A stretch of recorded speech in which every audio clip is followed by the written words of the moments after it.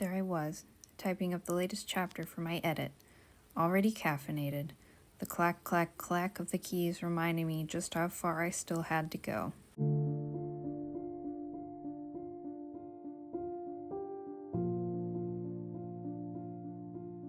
Hello and welcome to a very special episode of Creator's Cut. I'm Lex Lenk, and I'm here to talk about ink.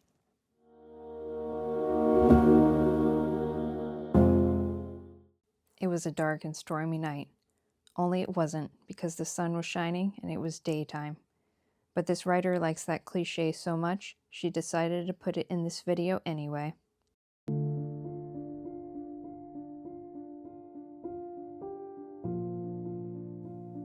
I enjoy classic films, especially film noir. There's something fun about seeing a film in black and white. I love all of the shadows, I love the eerie moments, and I love the dramatic faces.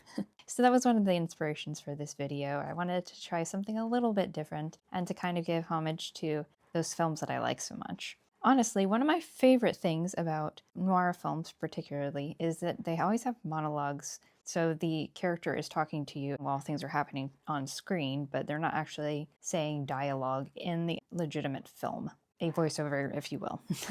A monologue. And I just think this is really fun. I like hearing from the characters as if they were talking to you. That's just one of the things that I particularly love about the genre. But I find it funny that that's actually one of the things that I like about anime too. It's kind of humorous to see that you have old films doing monologues, and then you have newer media, a completely different kind of media, animation, also doing monologues or internal thoughts and just different things from the characters' inner world. I find this really interesting that both mediums share this particular thing and that it drives the story forward in a way that not having a monologue doesn't. Not that there's anything wrong with not having a monologue, of course, but I feel a little more connected to a character, I think, when I'm hearing sort of their inner thoughts, their inner world. And that's something that is very popular and well known in novels. I think it's interesting that it's also been carried over into film in some regards. Of course, film and novels are very different, and you can't do things in film that you can do in novels and vice versa. But this is one of the things that some older films and also some mediums like anime share with novels. And I think that's just kind of so interesting and so inspiring, just to think of the different ways that you can get into a character's head and really get to know them. Of course, in a novel, it is more in-depth. You can't have it quite that in-depth in a film because it is a visual medium, but you can see the similarities in some ways in both forms of media. Whenever I go to write a book or a script, I tend to think of that as a through point, as something that I can use to relate the two mediums to each other, even though they're not the same, they're not written the same, and they're not enjoyed the same. It kind of links them together. It's a little inspiration I have, and I find it fun. But today I actually wanted to talk about inspiration in general. I like to call inspiration ink. I think of it as ink. Traditionally, ink would have an ink well that it would sit in, and you would use the pen to dip and draw the ink out of the well in order to write. Now we have these kind of pens. It's not quite the same, but there's still a well in here technically. I think of inspiration in the same way that some people think of water in a well or water in a lake. Some large source that has a type of liquid in it, and the liquid is the inspiration, and the source is the thing that you have to keep full, right? You don't want a lake to dry up, you don't want a well to dry up, and you don't really want your inkwell to dry up either, because then you don't have anything to write with, and that's not good. If ink is your inspiration, it is also the thing that you use to create, quite literally and figuratively. So you don't want your inkwell to dry up. You don't want your inspiration to dry up. You use it every time you make something new. Anything you put your hand to that is creative, and pretty much everything is creative in some way, so there you go. But you are using your ink and your inspiration every time you do something new. So in order to make sure that the well does not dry up and that you still have power behind your creativity, essentially, you want to make sure that you refill the inkwell, that you put new ink into it when you take ink out of it, or when you use ink to do whatever you're doing. And the way to do that is to become inspired. Which might sound a little strange because ink is supposed to be inspiration in the first place, but what better thing to replace inspiration with than more inspiration.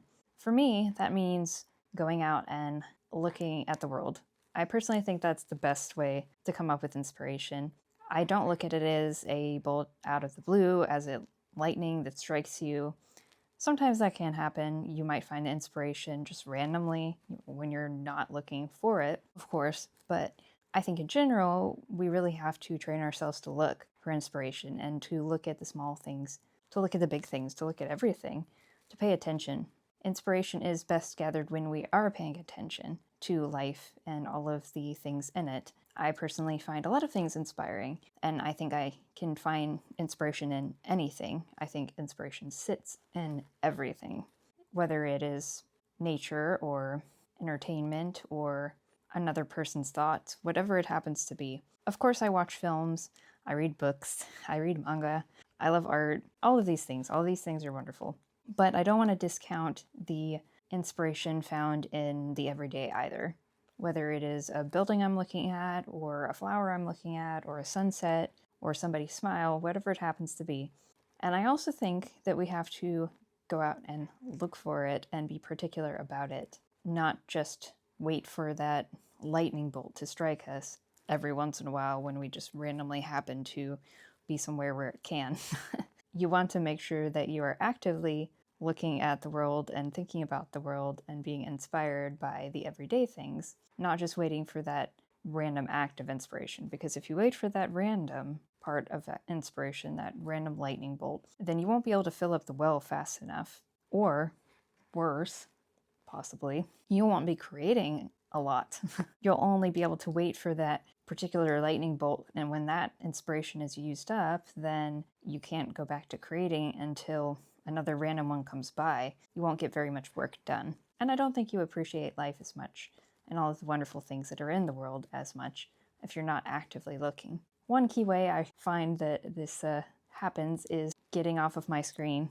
I know that might be a little funny considering you're watching a YouTube video, probably on your phone or TV or on a screen of some kind. But I do think, even though I love watching things and I love reading, not necessarily on a tablet personally, but I love all of those things.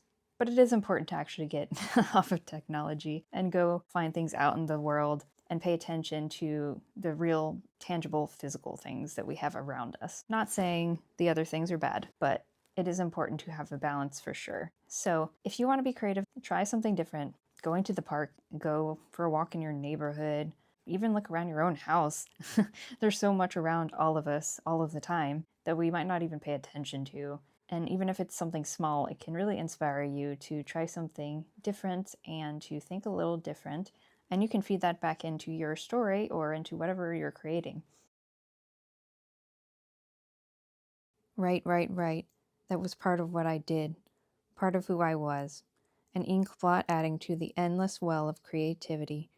Another scene in The Creator's Cut. If you've never watched a noir film, here's a few of my recommendations. I personally think my favorite one that I have seen, and I have not seen them all, but my favorite one that I have seen, and it was something I watched recently, was actually The Maltese Falcon. This stars Humphrey Bogart, and he's one of my favorites as far as for older films. I really think he's a great actor, and I just kind of love his demeanor. But I really liked this film because, honestly, pretty much none of the characters in it, especially the main characters, are very likable. I honestly didn't think his character was pretty much likable at all. Maybe towards the end, I thought he was a little more likable, but not really. Not because he played him bad or anything, just the character itself. But I actually really liked that about the film. It's really difficult to write a story in which the characters are not particularly likable, but the story is still really interesting. I didn't like these characters at all, but the story itself was really interesting, and I wanted to know what happened, and I wanted to know how it ended, and I wanted to know what went on with these characters, even though I didn't particularly like them, because of the story, and because of the way it was set up, and even the acting. I thought it was really interesting that I could still be invested in the story, even though the characters were not particularly my favorite, or even people I'd really want to be around. Even people I didn't want to root for, or wanted to not root for. But I really think that was a very interesting example of writing a story with unlikable characters that is still a great story. So check that one out if you haven't seen it. And there's a bunch of other great films, but two of my other recommendations are Sunset Boulevard and Double Indemnity. I rewatched Sunset Boulevard last year, I think when it was in the movie theater, and that was a great experience. I liked that film a lot. Great acting, just very interesting film. Probably one of the more well-known film noirs. And I actually saw Double Indemnity not that long ago, and I really enjoyed it too. So if you want some recommendations for film noir, there's 3 of mine. And if you happen to have any film noir that you really like, please recommend it to me. Leave a comment down in the comments and let me know which one you recommend. I'd love to check it out. I hope you enjoyed this video. I had a lot of fun making it and trying out the black and white, which I actually used the noir filter for this particular set of video, so that was kind of fun. I didn't know there was a noir filter. Seemed pretty perfect to me. But thank you so much for watching. I hope you enjoyed it again, and I will see you next time with another episode of Creator's Cut. Thank you so much.